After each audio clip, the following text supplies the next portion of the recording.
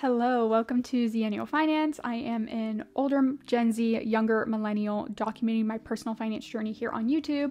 So in today's video, it's going to be kind of like part one of two reviews for my year of 2022. And so this video, we're going to focus on my income for the year because you always kind of got to know what you're making to put into context what you're spending. So part two will be my spending for the year. So on screen here, this is just a kind of like homemade janky spreadsheet.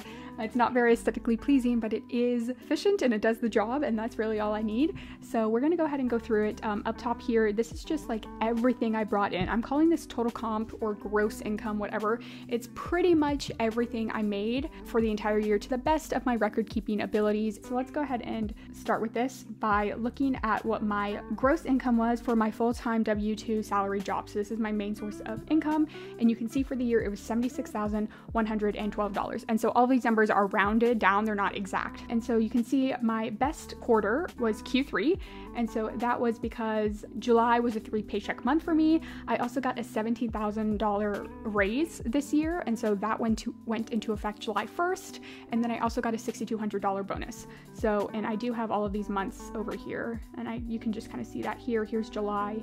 This $14,631 was quite a lot, okay?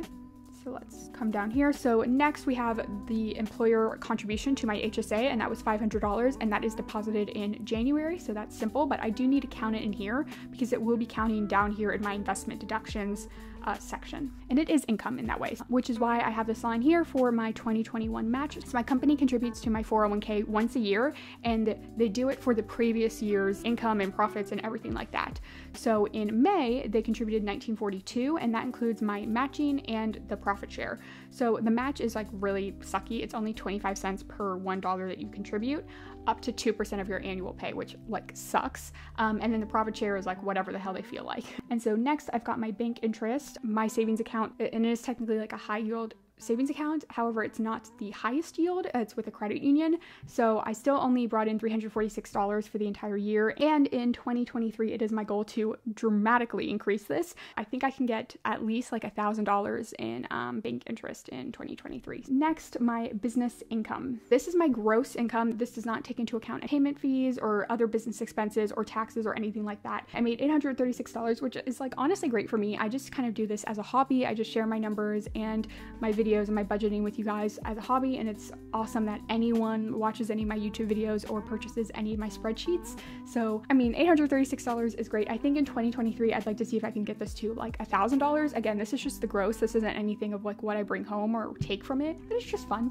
So in 2021 I did accidentally over contribute to my 401k. So I had to take a bit of a refund from my 401k to pull out this money, and they send it back to me. Apparently this kind of happens a lot, so it's not that big of a deal, but I got that money in 2022. So this is a refund from my 2021 401k over contribution. Then my family gave me $920 throughout the year. This is just cash gifts I got from my birthday and Christmas. Very, very grateful for that. And then lastly, I had $774 in a tax refund from the government. So that was great. So in total, my total compensation, my gross income, whatever you want to call it, was $81,545. Now this does not include dividends because I'm lazy and I didn't track them in 2022, but for the most part, this is all of the money that came my way last year. Not all of this are taxable, you know, for federal income tax. So I tried to the best of my ability to keep track of what actually is taxable. Everything that is italicized, so like the employer contribution to my HSA, the employer matched into my 401k, the money from my family because that's just, you know, a gift and it's below the threshold.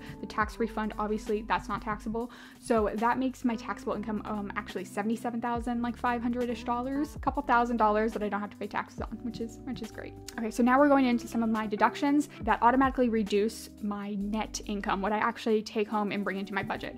So first off, we're going to talk about my investment deductions into my pre-tax 401k and my Roth 401k. I maxed it out for the year, so between these two, I put in $20,500. You can see I stopped contributing to my Roth 401k. I actually stopped, I think like the last month of Q3, but with the raise that I mentioned before, the $17,000 raise, it made sense to contribute everything to my pre-tax to keep me in the 12% bracket, because if I continue to invest into my Roth, it would have put me a little bit over into the 22% bracket. So I just decided to stop the Roth contributions and keep me in like the lowest bracket I could be in. That's why I only did about $1,664 in into my Roth 401k. But again, between the two, I max it out for the year. And then my employer obviously contributed the $1942. So when you include their contributions, $22,442 actually went into my 401k. And then my HSA, which I do consider an investment because I don't pull money out of this and it is invested.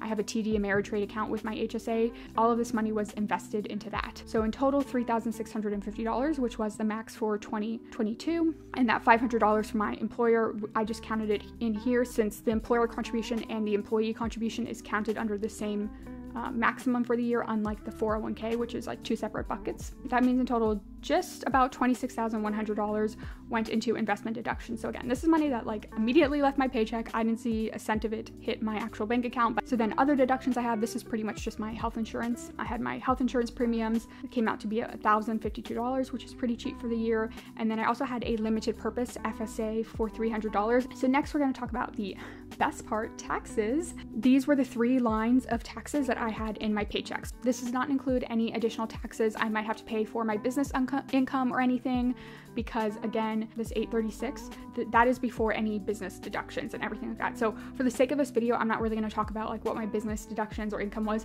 Just know that $836 is not what I'm being taxed on. I'm probably being taxed on like less than half of that. But from what I actually have already paid in taxes in 2022, between my Social Security and Medicare taxes, I paid $5,482. And then for my federal taxes, I paid $5,180. So again, you can see when my income spiked, $26,000, $22,000, I paid more in taxes, which makes sense, right? So in total, I paid $10,662 in taxes. That gives me an effective tax rate based off of my taxable income of $77,409 of about 13.77%, which you will not hear me complain about because that includes, all my taxes. And I'm about finished with my taxes for 2022, like submitting my tax return and everything. And I do think I overpaid by about like $300 to $500. So I should be getting some money back. So my effective tax rate would actually be even less than that. All right, so I made about $81,545 in total gross. Then you subtract the $26,000 that went into my investments, the $1,352 that paid for my health insurance and medical care, the $10,662 in taxes, and that leaves you with my net income and what I actually brought into my budget. So if you watch my channels and you watch my budget with me, this is the money that actually hit my budget that I could actually play around with, spend my money, save my money, do further investing.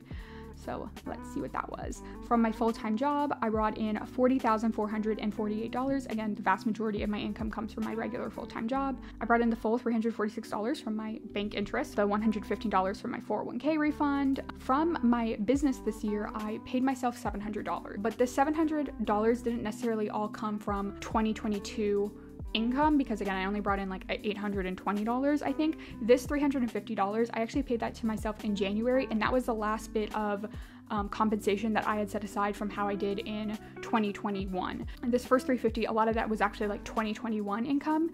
And so this $350 in Q4 that I paid myself in December was pretty much what I felt like I could pay myself from my 2022 income after accounting for my expenses. Like I said, I do this channel for fun. I didn't post a lot of videos last year, so I wasn't making a lot anyway. But yes, between the two distributions that I did, I brought in $700 for the year. For my family, the full $920, and then the tax refund of $774. So that means that my total net income for the year was $43,303, which does match exactly what I was tracking in YNAB, which is great. So when the numbers all match, that's fantastic. So it's $43,303. That's kind of what I had to work with. Anything that I wanted to spend, invest, or save kind of came out of that $43,000, which, like I said, I will be posting a video shortly going over my entire spending for the year of 2022. I just think it makes sense to first talk about my income so you can kind of understand exactly how we got to this point. All right, so that is going to be it for this video. Thank you all so much for watching. Make sure you're subscribed to my channel to see part 2 where I go over my spending. I will also be doing a video on my savings rate for 2022. If you're interested in any of those videos, make sure you're subscribed to my channel. As always, I hope y'all are staying safe and healthy and that you have a good day.